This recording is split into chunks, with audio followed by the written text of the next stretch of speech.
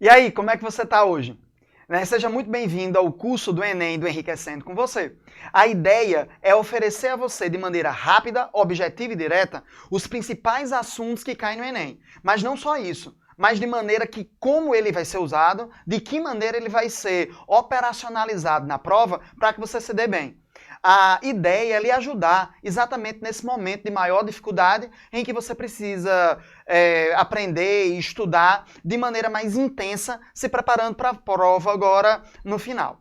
A ideia básica é trabalhar o conteúdo associando as habilidades e competências. Então eu vou lhe mostrar agora como as habilidades e competências podem ser aplicadas no conteúdo prático do Enem. Se liga e vamos começar!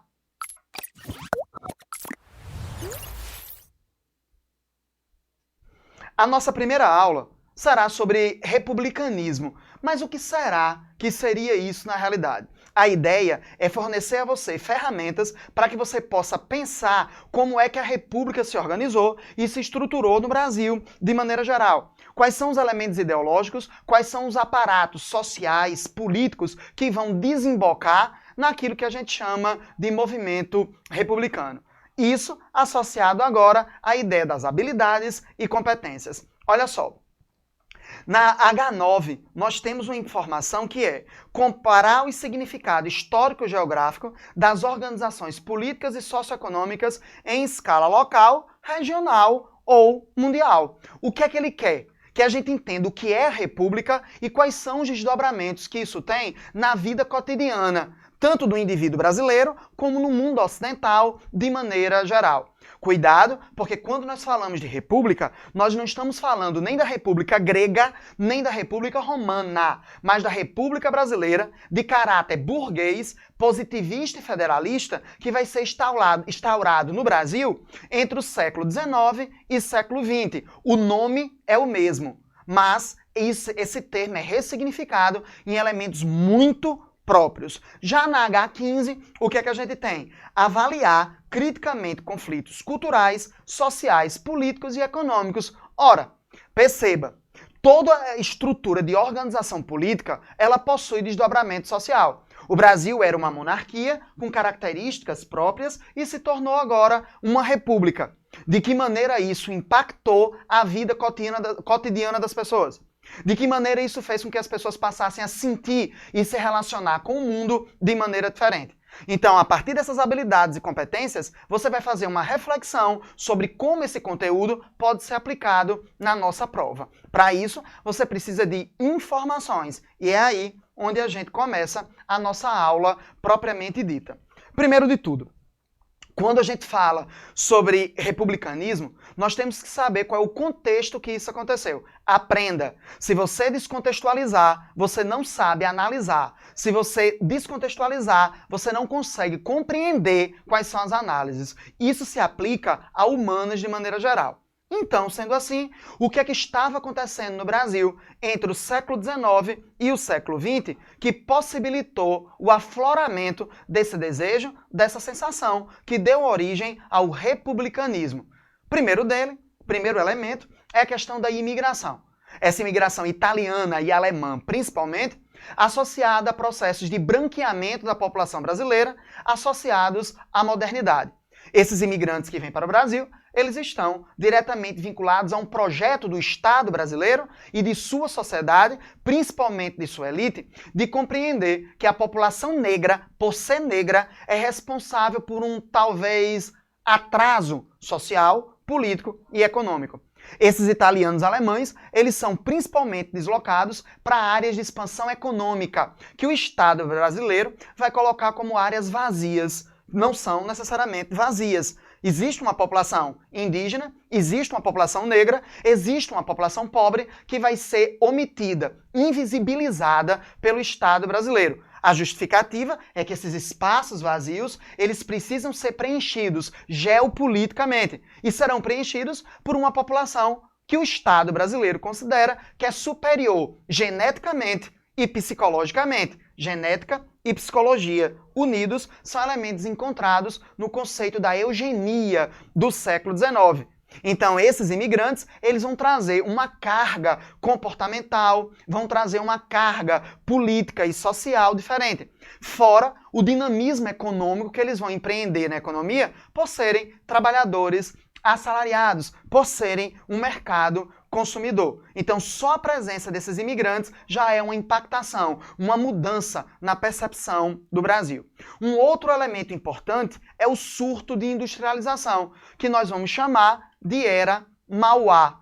Essa Era Mauá não é causada pelo Barão de Mauá. Ele é um reflexo do processo de desenvolvimento econômico, de mudança das perspectivas capitalistas que existiam no Brasil e que estavam chegando nesse momento. Influências tanto europeias como influências também dos Estados Unidos. Esse surto de industrialização, ele possibilita uma ressignificação das cidades, das pessoas que vivem nelas, dos serviços que podem ser prestados. Então, tudo isso muda a feição de um Brasil tradicionalmente rural e escravista, aristocrático. Nós temos agora novas possibilidades sociais, novas possibilidades econômicas, novas maneiras do Brasil se organizar e se perceber. E tudo isso afeta entendendo então que o republicanismo é a melhor solução para esse novo Brasil que começa a se configurar. Um outro elemento é o abolicionismo, inerente, associado à própria lógica da modernidade.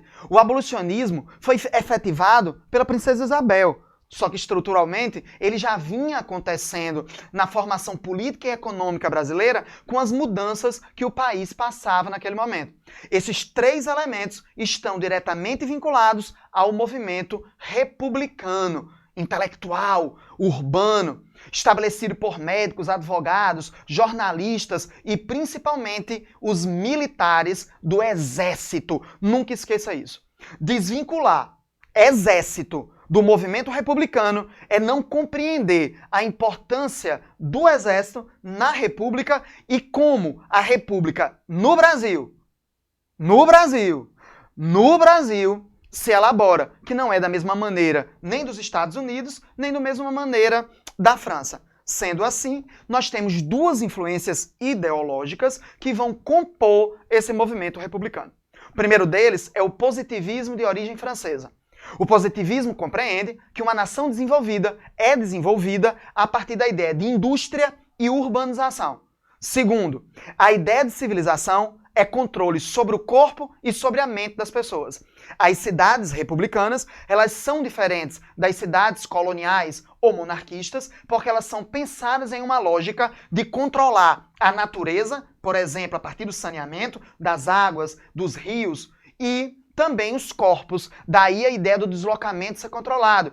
Estradas, ruas, calçadas, avenidas, praças, monumentos. Toda essa lógica é uma lógica urbana estabelecida pelo positivismo com o objetivo de controlar as pessoas e o deslocamento delas sobre o espaço. Surge, a partir do positivismo, uma ética que está associada a controlar o som, controlar os odores, controlar o pó das ruas e a água que cai das chuvas, por exemplo.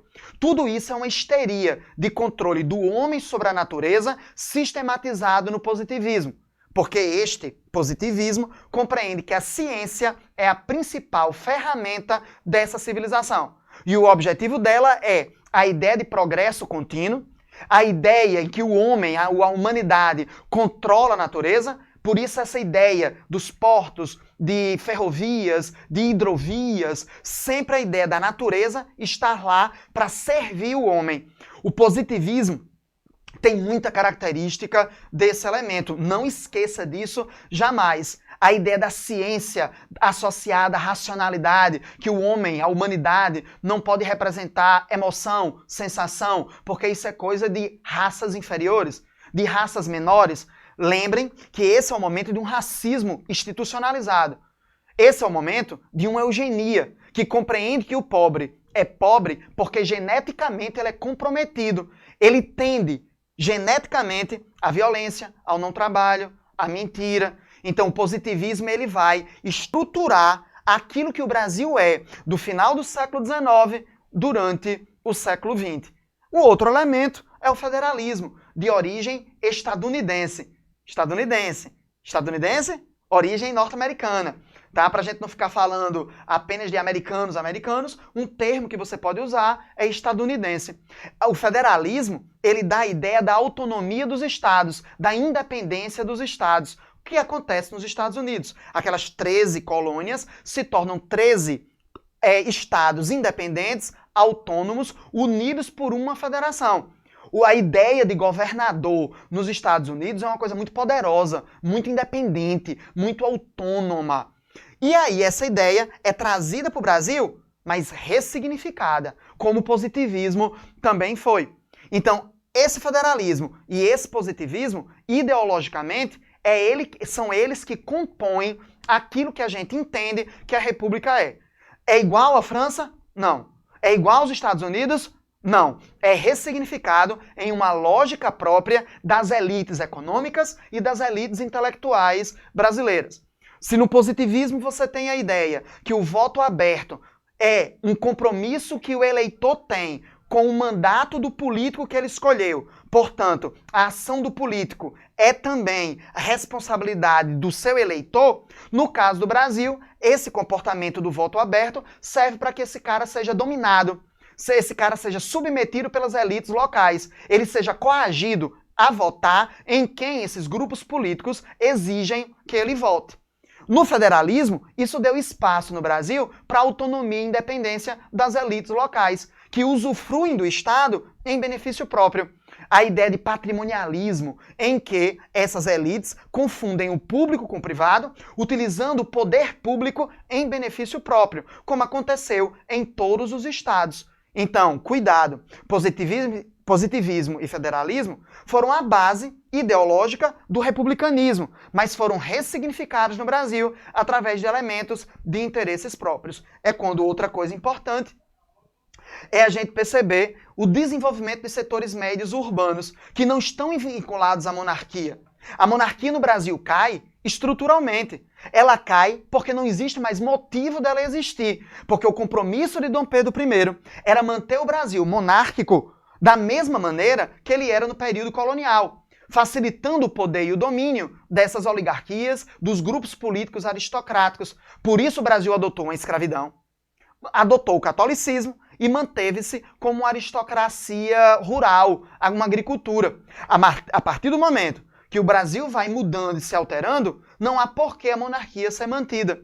O republicanismo vai romper com a igreja, estabelecendo uma nova lógica social a partir dos setores médios urbanos, médicos, advogados, jornalistas, professores, pequenos comerciantes. O Brasil se altera a partir dessa cidade e novas exigências, novas demandas se fazem. É aí que aparece o Exército como elemento fundamental.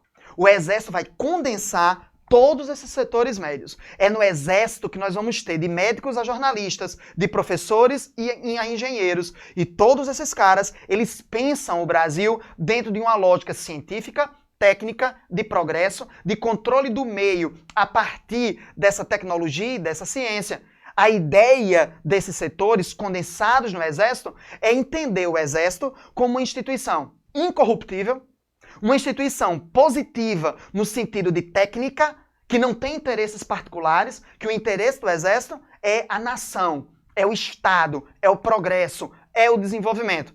É a partir dessa ideia que o Exército passa a se compreender como sendo de sua responsabilidade o domínio e o poder da República. O Exército ele constrói a ideia que os civis, por serem civis, são incompetentes. E que os políticos, por serem políticos, eles são corruptos. O Exército não é corrupto. O Exército não é político. O Exército só pensa a nação do ponto de vista do desenvolvimento. É isso que estabelece a lógica do Exército interferir em todos os problemas que a República Brasileira teve. Isso vai de sua proclamação até os dias de hoje. Agora, é essa informação que você tem que ter. Agora vamos fazer uma análisezinha interessante de imagem. Agora você vai ser o enriquecendo com você. Você vai ser aquele que vai pegar a história, vai pegar as análises e vai conseguir colocar no nosso cotidiano. Agora você vai aprender a ser enriquecendo com você. Olha só a primeira bandeira republicana brasileira.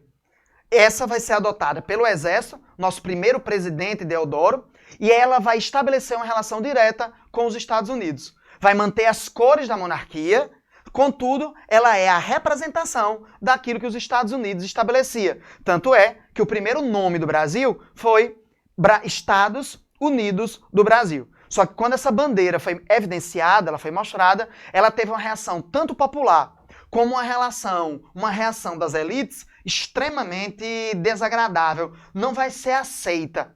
E é aí onde nasce a nossa bandeira. Um lema positivista, mas associado a uma lógica imagética de símbolos monarquistas. Vocês percebem como o Brasil ele é anacrônico, como o Brasil está no século XX, o Brasil está republicano, mas o Brasil não deixa de ter elementos imagéticos, psicológicos, construídos durante a monarquia. O que nós estamos vendo agora de bandeiras são símbolos, e os símbolos são objetos ou imagens que condensam informações e estabelecem identidade. Quando nós olhamos um símbolo, nós temos na realidade, na nossa cabeça, toda uma condensação de informações em uma quantidade gigantesca que o olhar faz com que você compreenda, que o olhar lhe impacte, fazendo uma leitura instantânea em que você não pensa. Olhem como a bandeira do Brasil é uma ressignificação da bandeira da monarquia. Os mesmos símbolos, essas cores que foram criadas por Vargas com aquela ideia de que o verde é a riqueza das nossas florestas e o amarelo é o ouro, é negativo.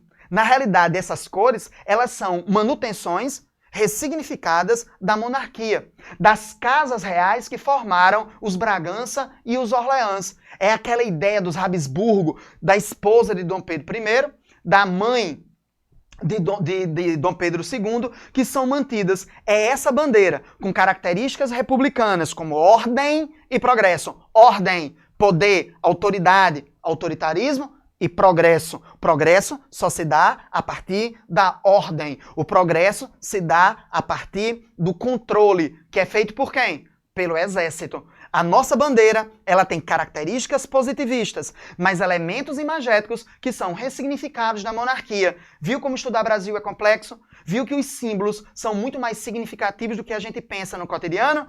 Então se ligue na nossa prova do Enem. Republicanismo dado e enriquecendo com você.